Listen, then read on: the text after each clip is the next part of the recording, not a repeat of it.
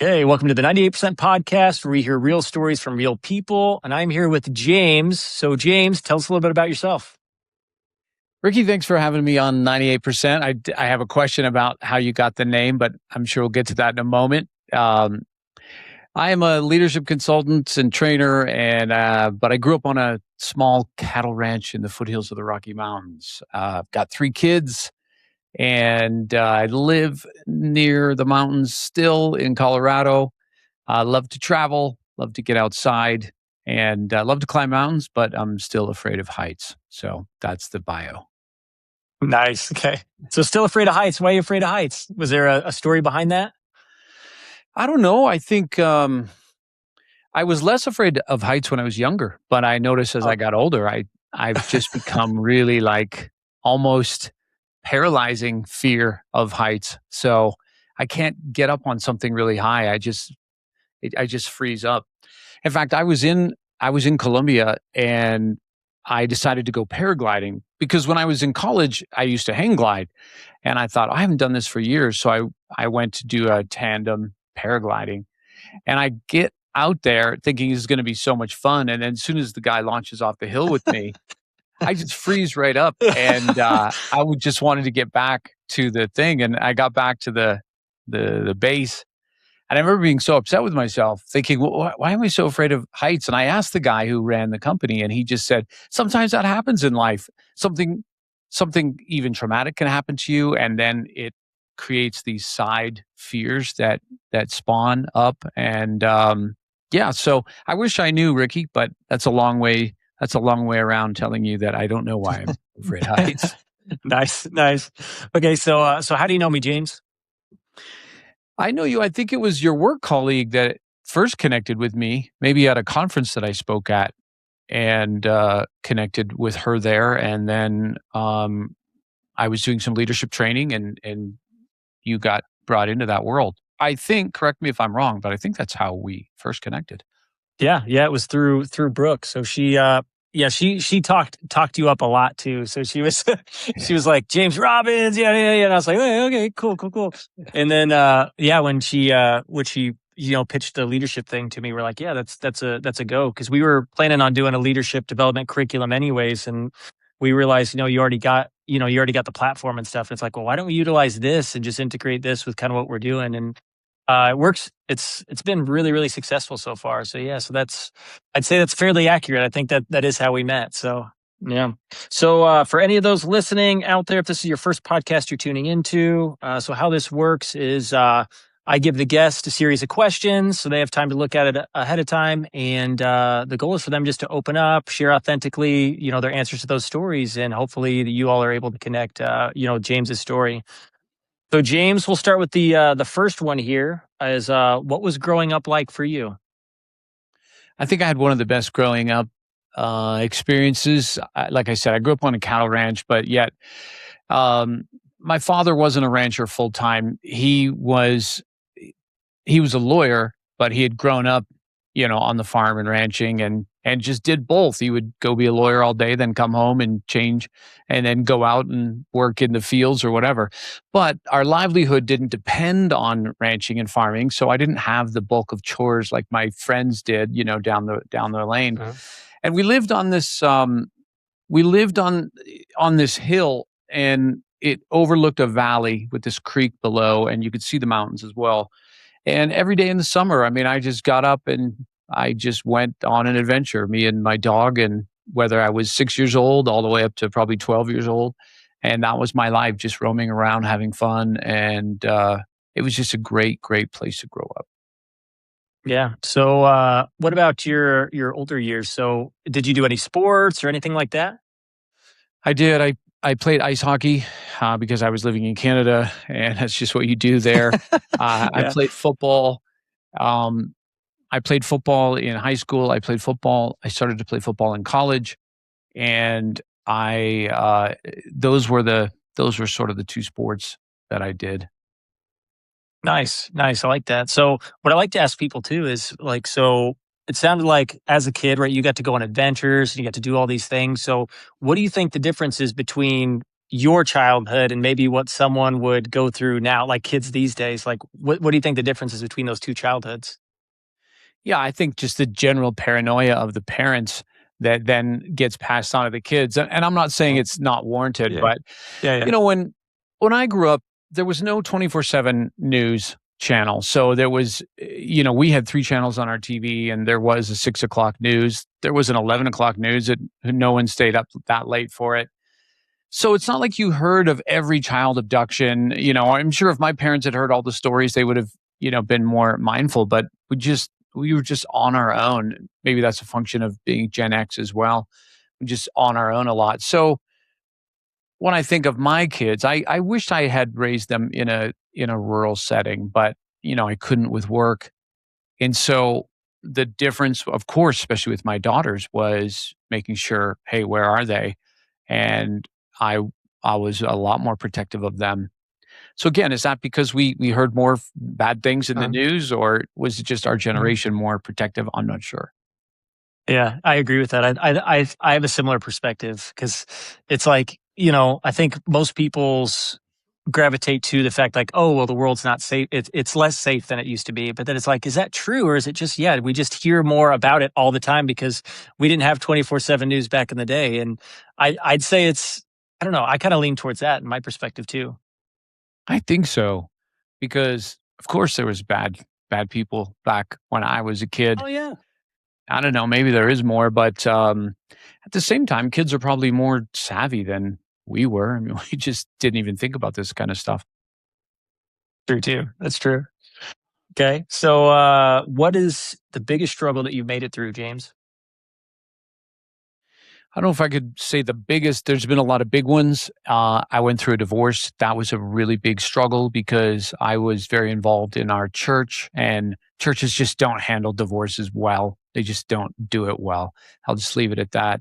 Yeah. Um, and that would be probably the biggest challenge from a business perspective. There's been several.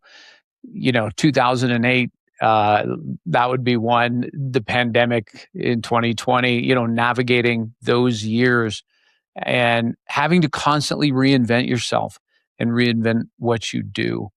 I think those have been challenges for me. Yeah. So to elaborate a little bit more, so what was COVID like for you?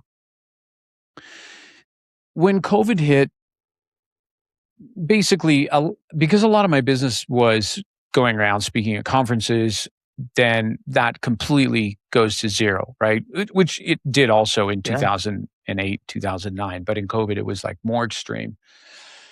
But I was, because of 2008, I was ready for 2020 because I already had a a more diversified business, had training courses, did consulting and all of that. So even if there's no conferences to speak at, that's fine. Um, I'm still doing training and things like that. So, but when when the lockdown first happened, I remember thinking, you know what, I no one is going to hire me in the next couple of months, like for nothing, because Mhm. everyone's laying people off. And I remember hearing Queen Elizabeth give this speech, this address, and she had this line in it. It went something to the effect of, we can only hope that when this is over, we can look back on and feel proud of how we conducted ourselves during this time now. And I remember thinking, like, what a great line. And then I thought, well, what do I want to look back on and feel good about? And I thought, well, even though some of my clients, they're not going to pay for anything, I can still serve them.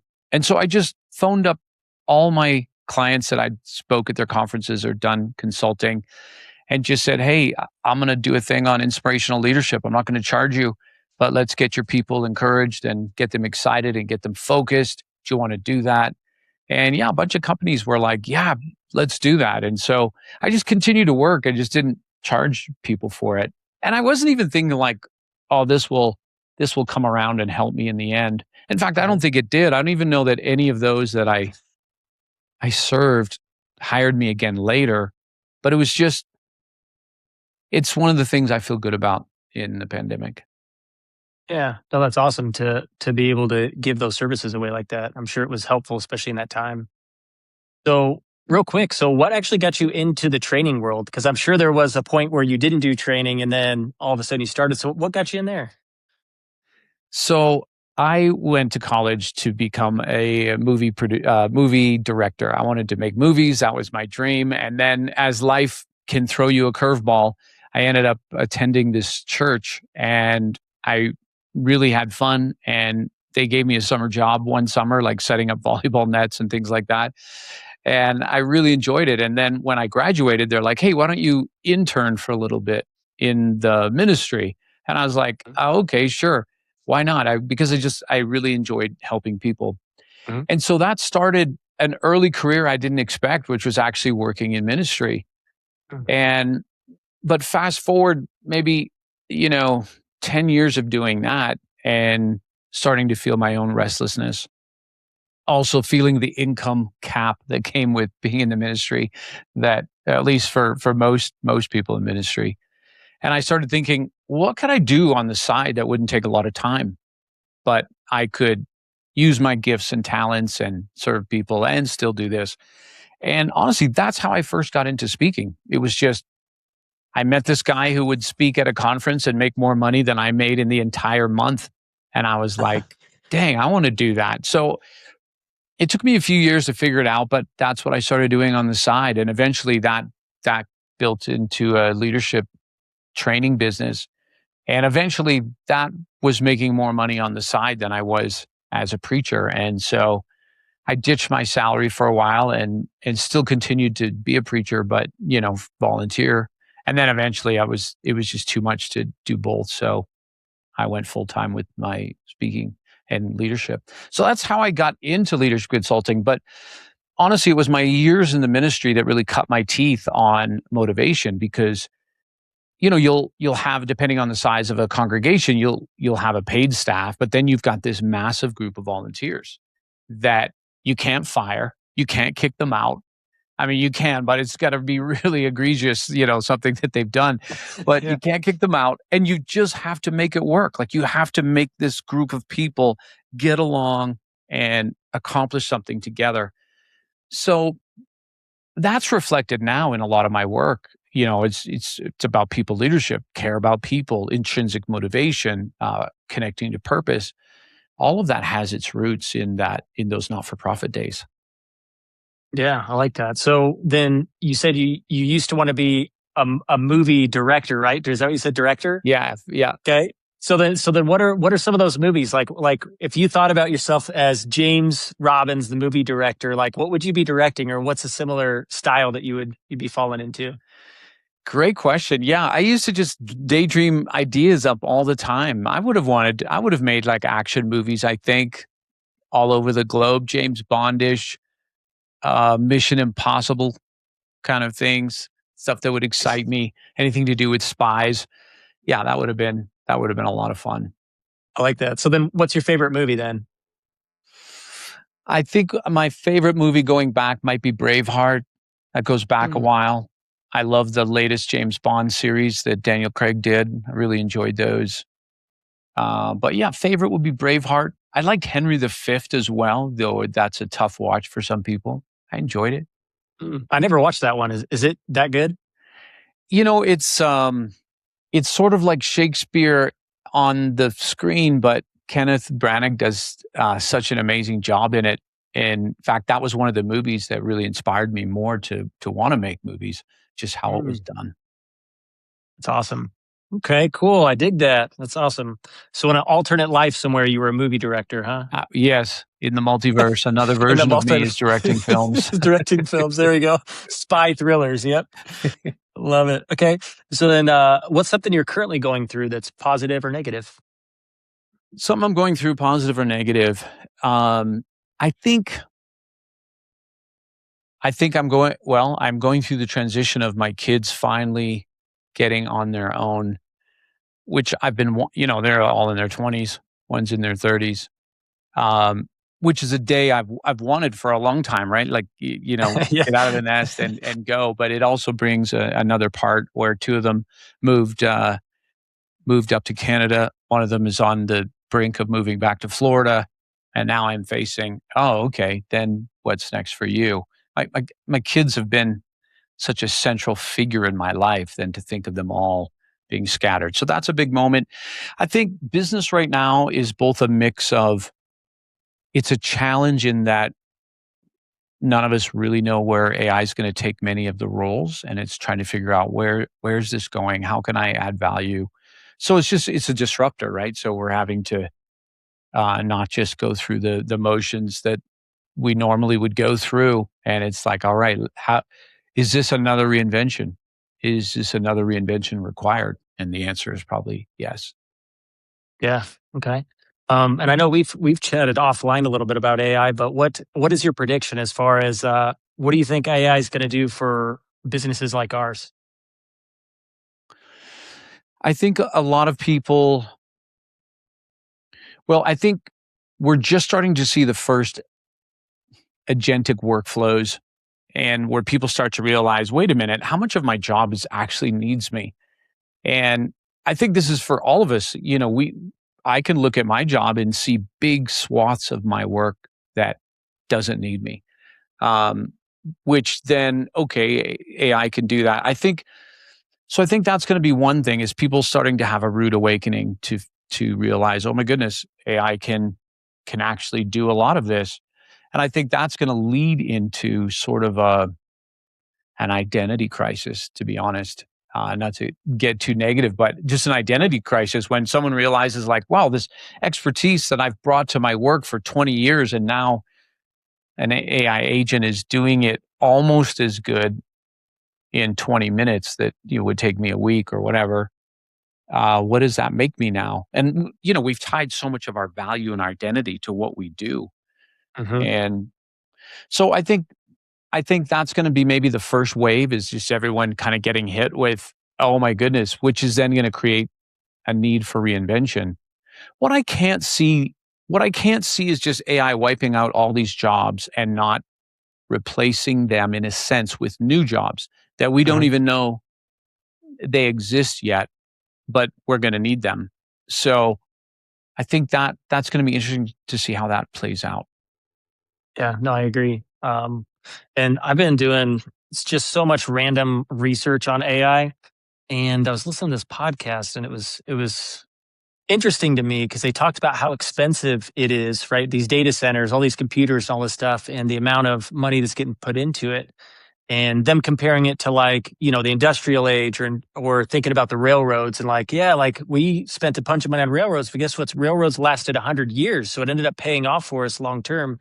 These computers last 3 to 5 years, so how is that going to work? And it was a really fascinating listen because I hadn't thought about it from that perspective. For sure.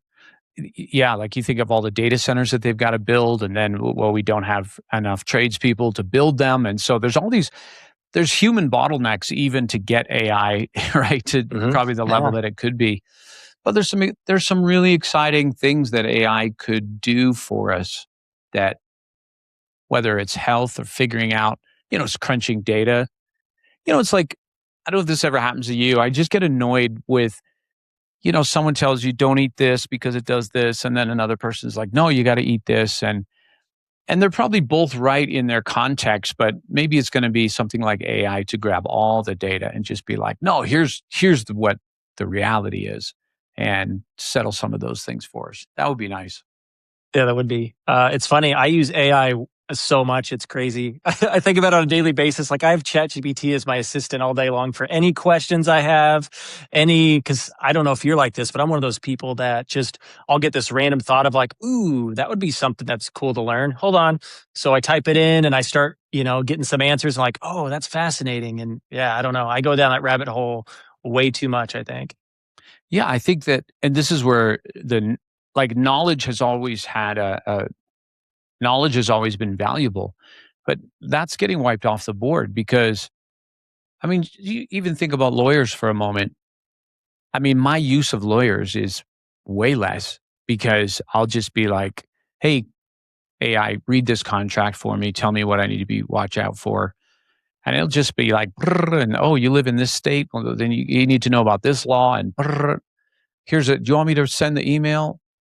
Yes, please. Right. You want me to write it? And so, it's like, and I've even heard that in law firms that obviously they're trying to bring AI in, but then what they're not doing is they're not hiring new lawyers because there's not been a need for it. So that's where I think I do feel for a lot of the young people just coming out of college right now, just kind of coming into this gap that I think we've not figured out yet, where you might have graduated with a traditional role that suddenly is almost non-existent.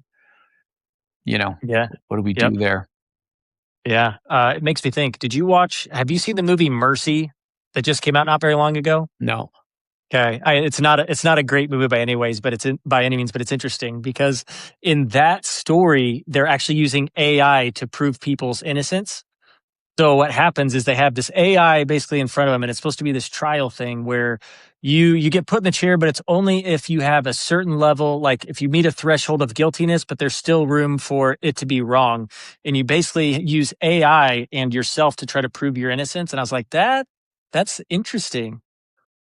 Yeah, So can you imagine? Like you in the future, you could have a judge that's AI. You just have to program the yeah. judge to have some empathy and like Mhm. all these things. So it's really wild. Yeah. Okay. So, next question. So, who is someone who's changed your life that doesn't know it? I would say there's probably a few people there, but I would say I'm going to go back to a hockey coach I had when I was young, maybe 14 years old. When we moved off the ranch, we moved into a new town, and so I did the whole new kid thing. But I went to play hockey. I had to try out for the team. There was like an A team, B team, and there was just a lot of people trying out, and I didn't think I could make it. And so I started to give up even in the practices. But it was actually this guy who would become a best friend of mine. He'd said to me, "Hey, like you're actually pretty good, but you hide out there. Like you've got to just do everything right in front of the coach. Every drill, just do it right in front of him." And so I started to do that. And in the end, I was the last pick for the team. I ended up making the A team, and this guy's name was John Curry.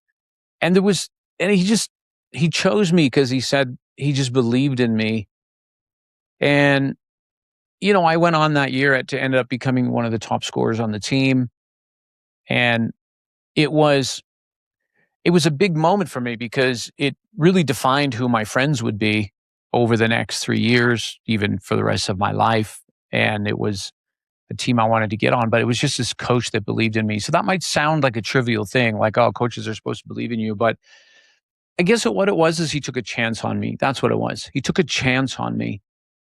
And we don't always get people that take chances on us. And when we do, we don't want to let them down. And I certainly didn't want to let him down. And I don't think I did. But yeah, I would say that was somebody who really did change my life in that. Yeah. So, if you were able to tell him right now, what would you tell him? I would probably tell him just that. I might ask him first, like, why did you pick me? Maybe he would even remember, but I think Yeah. so. Why did you pick me? Um, but actually, I recorded an audio about this one time years ago, and just the impact that had on me, my confidence, um, everything. Yeah, I would pass that on to him. Like that. And I don't think that's weird at all. When I first wrote this question, actually, the first person that popped in my head was actually a coach. Huh. And it was for the same like a similar reason, not for the picking me exactly, but for showing me what a good coach looks like and showing me how to invest in people without having to like really getting to know people on a personal level. So this coach, which I've been trying to get him on the podcast, I still need to get him on, but yeah, I just remember always being on teams, and it was always like, it was all about the W, all about the win. You could tell they didn't necessarily care about you as a person. And in sports, like I always like let my actions speak for themselves. Like I wasn't a very vocal person, was kind of more reserved when it came to sports.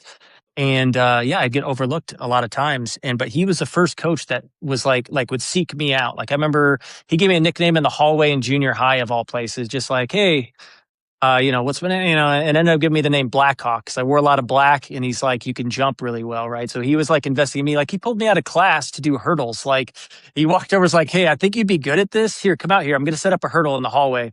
And he had me jump over in the middle of class. And I just think about like that little investment of like really, like I didn't say anything to him. He came up to me and was asking questions and showing investment.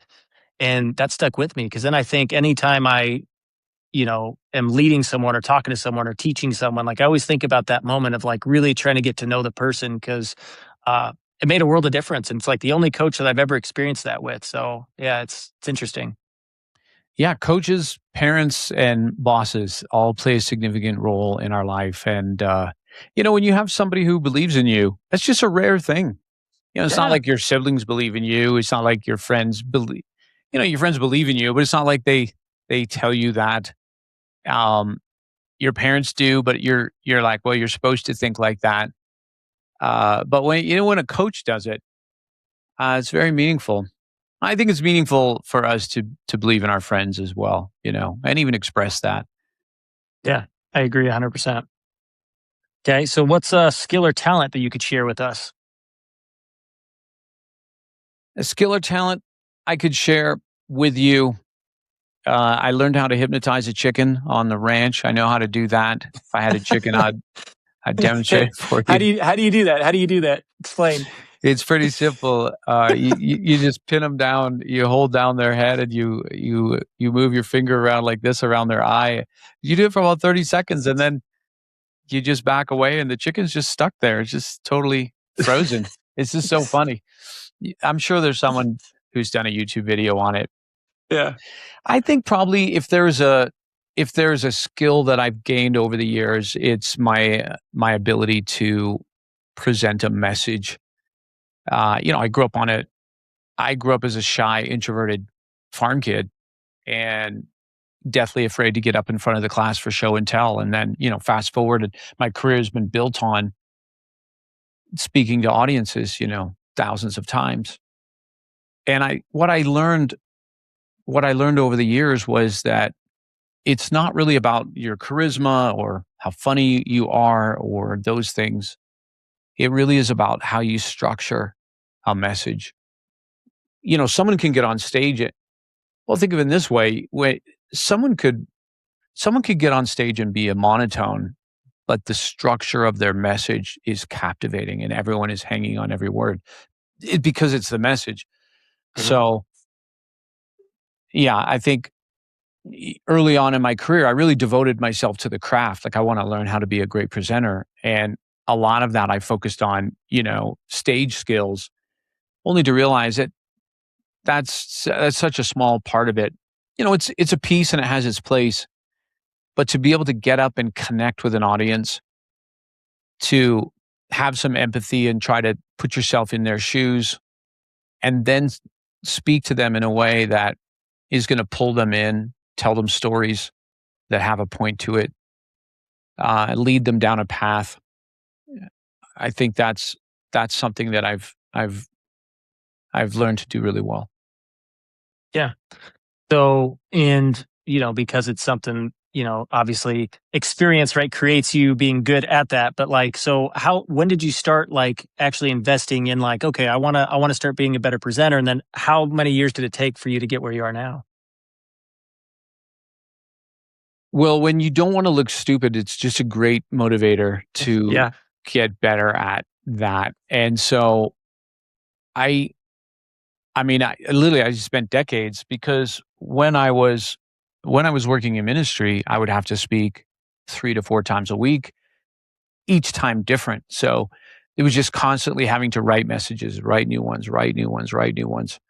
Um, I would keep a back page in the back of a notebook when someone else spoke. Just what did I like about what they did? What did I not like? What grabbed me? What didn't grab me? I just really became a student of the skill. And I think you can do this to any skill, whether it's AI, whether it's coaching people, um, whether it's leadership, is that you just become a student of that. Like an athlete would be a student of the game, right? You Uh-huh. just become a student because talent will only take you so far, but it's that dedication and that refinement and, lots of lots of mistakes and trial and error along the way. But I am lucky in that I just got so much platform time. It's almost like if if I didn't become good after all that, then really there's a problem. But I even when I was speaking I started speaking at conferences in corporate world, I would go into every speech with what's my one goal, and like to get better. What am I going to practice today? And it might be I'm going to try to sit with the audience a little bit longer before I move on, or I'm going to try to get off the stage and engage with people, and not worry if I don't know how to answer a question, like that. And then I would get done the speech, and usually I'd go to the airport and I'm flying home, and I'd pull out the notebook again. All went well about that. What did I not like that I'd like to do differently next time? And just constantly did that all the time. Like that. That's and to reflect on that stuff, I think is huge, especially for that learning piece. So then what I have it's a curious question. So how much of what you do is structured versus like flexible or improv? I think for me, if I'm doing like an important presentation, a lot of it's structured. The Uh-huh. the key is to the key is to make it look unstructured. The key is to make it look like it's not structured, but it's structured. Um, so of course I can just get up and talk about something. But as much as I've spoken, if I get up and just talk, I'll get some good points out, but it's just going to be like a rough draft. And Uh-huh. some of the people that pride themselves in being able to speak extemporaneously, you know, it, they can, but it's at the same time, it's not concise, and it's not really as good a message as it could be. I get that not everything is a speech, right? But if you are going to have to do a speech, yeah, serve the audience by putting the time into to structuring it. I like it. Okay. So then what are you learning about currently that you can teach us? I'm learning a lot about AI agents, and Yeah. not that I could teach you here on the without hitting into a class, but let me pull it something more personal. I think what I'm what I'm learning more lately is just how much effort you have to put in to change really the trajectory of your life, because so much of our lives are built on these repetitive patterns that we live out that we don't even notice that we live out. And this is Uh-huh. really what my book was about that came out last year on the call to climb, was just that we're all living these repetitive patterns over and over and over, and we don't even see them because it's just who we are. And if we're going to change, like really change, like accomplish all the things that we write down on January 1st, it requires a different version of us. And as much as I know the process, I've still found it's difficult because it really does require a constant reprogramming of what you believe about yourself, what you believe about life, and rewriting new programs and new beliefs takes acting on them in some way, right? Which also then creates being out of your comfort zone, having anxiety. So, for example, let's say you want to grow your business, but it's going to mean more sales, which means you've got to get more aggressive and start phoning people. So you want the home in the mountains that the money's going to buy you, but the path to getting there might be picking up the phone and having conversations with people who might reject you. And if you can't begin to embody that version of you, you're just not going to get this, what you have set out to. So I think that's the thing I'm learning the most right now, is just how, at least for me, how vigilant I have to be on not letting an old version of me surface, and instead Uh-huh. constantly stepping into a new version and holding that state. It's like when I teach this in a cohort, I talk about how a lot of the things you want in your life, maybe the kind of the dream outcomes, they're actually not available to the version that you are today. The version of you today gets exactly what you have today. like that life has come to you.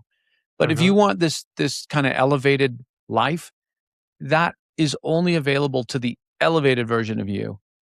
And that really is, the climb is, it's not how can I get these things, it's how can I be this person who then gets these things. And so I'm focusing a lot on visualization and experimenting with different ways to do that.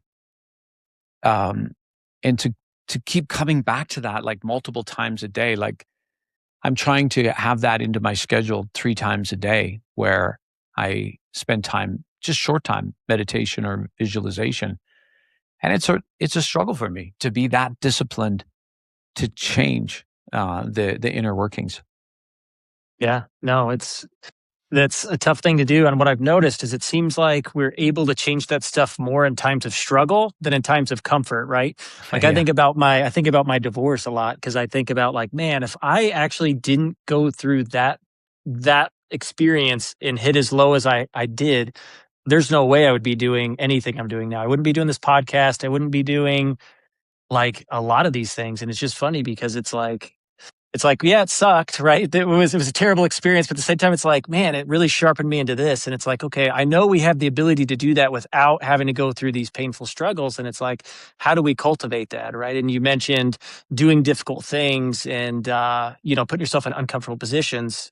So then, what tip would you give? If you could give the audience one tip to like help get them jump started into that, what would you tell them to do? One tip. Well, I I would ask everyone who's listening to just think that if nothing changes about you, your life is pretty much going to look in 5 years like it looks now, except you'll be older, but it'll be the same.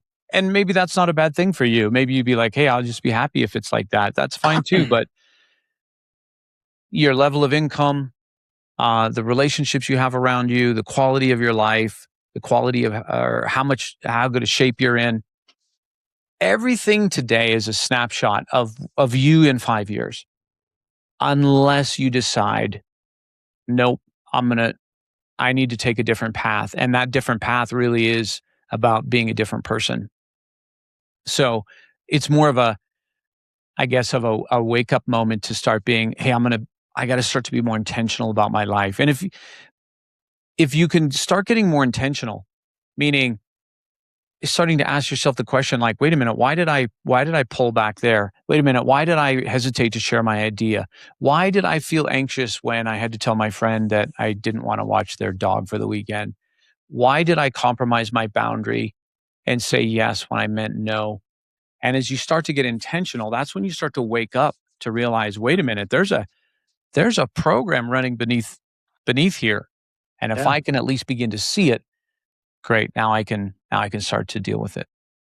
I like that. So the intentionality. So do you think people can access that best through, I mean, you mentioned visualization, meditation, journaling. What are some things you think that could help unlock that? Journaling is a great one.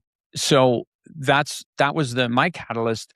I started journaling maybe in 2011, and maybe 7, 8 years in, I used this app, and the app came out with a new feature where when you logged in and it would say, you have 5 entries on this day in previous Mhm. years. Do you want to read them? I'd be like, yeah, sure. And so I'd read these journal entries. But what I started to notice was like, wait a minute, that's like eerily similar to what I'm writing today. Like it was the Yeah. same feelings, the same struggles, the same Mhm. frustrations. And some were so similar that I would copy and paste them and send them to my friends like, "Hey, look at this. I wrote these on the same day, but like 3 years apart." And they were like, "Yeah, that's eerie." And the more I did that, I realized like, wait, my life is just going like this. So Mhm. that journal was like just this wake up moment like, "Hey, this is you." And you're just repeating it. Even though, yes, your kids are getting older and maybe this is changing, like external things change in your life, but you don't change much. Mhm. So journaling is a great habit, especially if you're going to stick with it long term and then review. I think meditating. I'm not great at meditating. I'm trying to get better, but just to to start to regulate the nervous system, because so much when we feel right, when we don't feel safe, we feel activated. Um, how many people are feeling even that with their jobs? And you hear about big layoffs that, Meta does, or I think Microsoft or Google is just about to lay off a bunch more people, and that people pick that up and like, wait a minute, like, Mhm. am I safe? And all that hijacks your nervous system, but then you don't show up in your best version of you. And Mhm. so that's why I think meditation, being in shape, things like that are going to help you. Okay, I like it. I like it. Okay, so what are you doing for fun these days? For fun, I work out with a bunch of guys in my neighborhood. It's actually it's an organization called F3, and it's all around the country. I think there's about 100,000 men in it. It's really Hmm. cool though. It's you don't have to pay anything to be in it, and it's working out in the park, rain, snow, or shine. Usually 5 a.m., 5:30, and you can if you're a man, you can find it out. You go to f3nation.com, and it's just a real brotherhood, and it's not based on anything. It's not a religious group. It's just a group of guys that understand that it's not good to be alone, and you come out and work out. So I'm involved in that.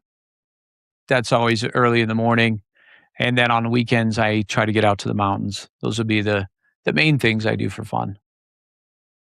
I like that. I've never heard of F3 before, so I'm actually going to look that up right after we get off this call, probably.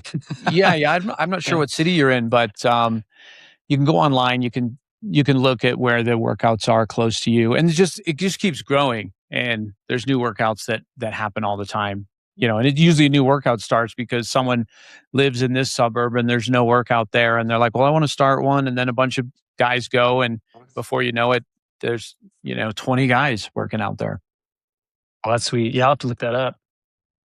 Okay, so we have a few things left here on the podcast, and this is one of my favorites. So we covered a lot today. So what we want to talk about is if you were to write a story about your life from when you were born to now, what would that story be called?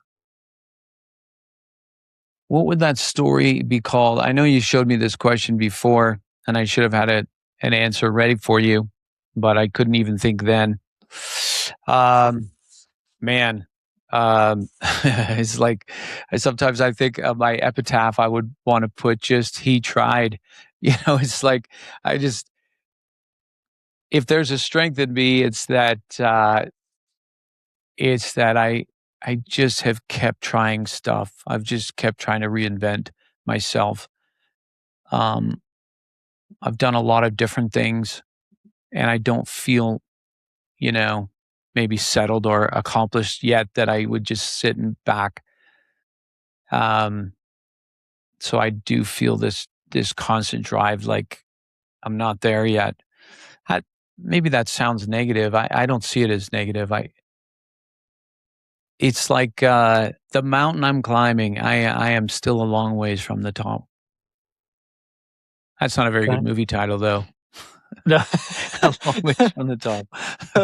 A long, is that what you're thinking for the title? A long way from the top? Yeah, that's such a discouraging title. I mean, I don't think so. Yeah, Okay. it would have something to do with that. No, I think, as you get older, you do look back, and um, in many ways, I have a I have a very rich life, um, but I'm probably too much focused on what I still don't have or have not accomplished yet. So from time to time, I have to remind myself, "Hey, you have a really great life. You got to remember that." You know, it's easy for me to focus on what's the next problem and let me solve that. Mm, But I have a really great life. yeah. So, a follow-up question to that is, how will you know when you're there?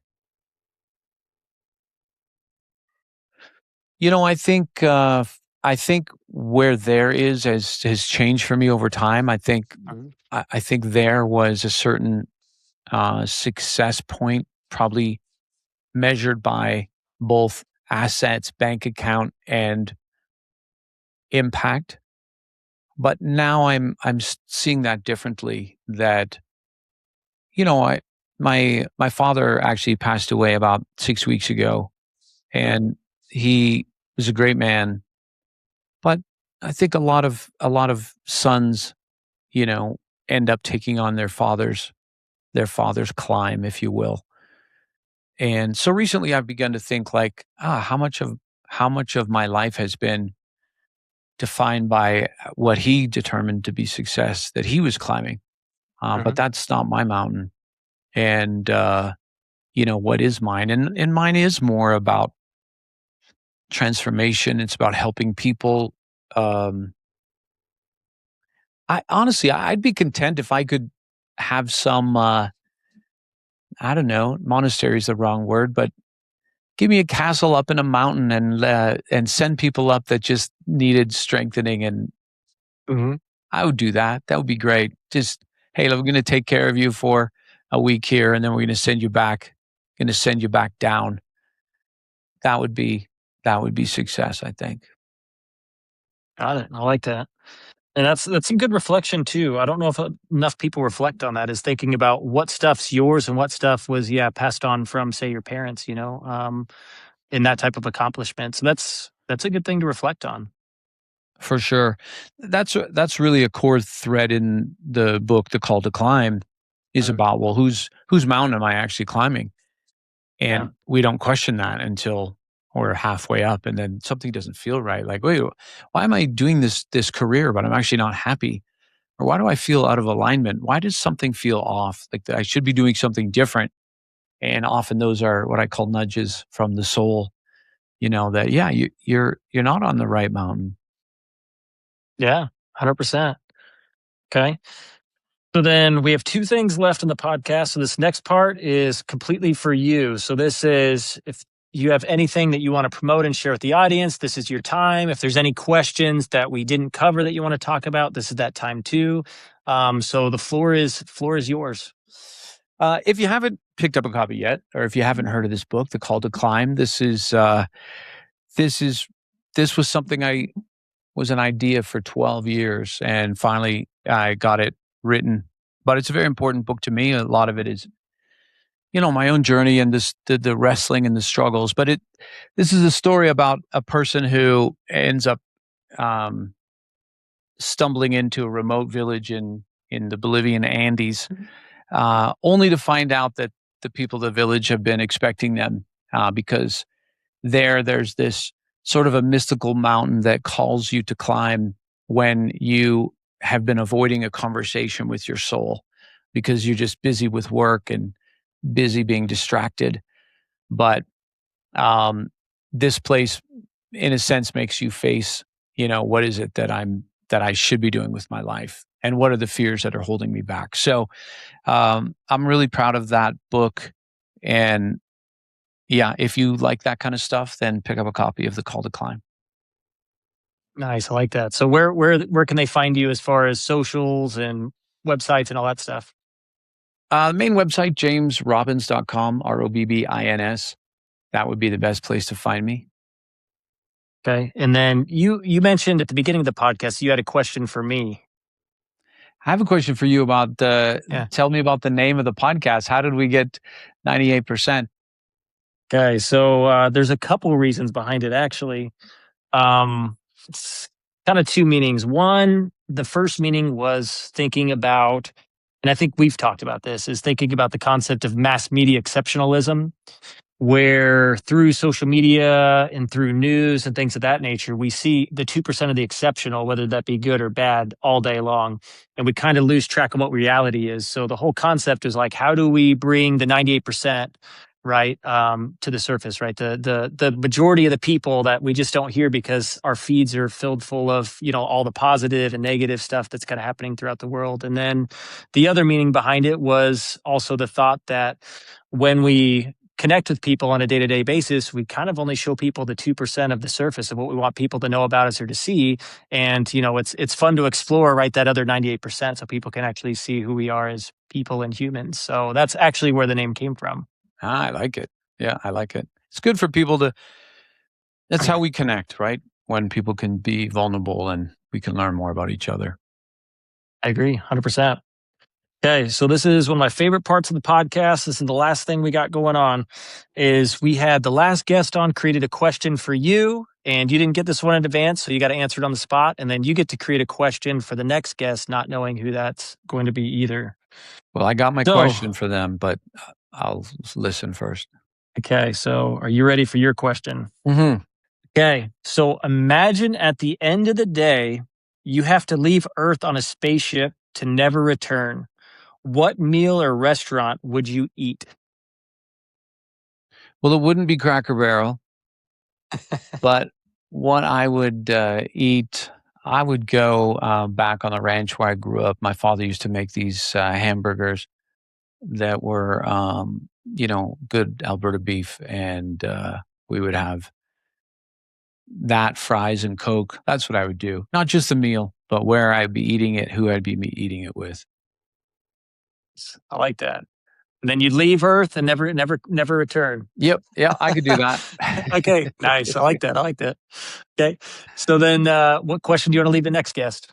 My question for the next guest is, what story do you currently tell yourself that if you let it go, you would ascend to a higher version of you?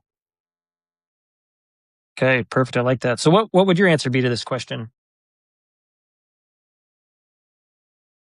I think the story that I am working on letting go of right now is that it's unsafe to be seen, which might sound weird coming from me, but there's still aspects of my work that I don't push out enough.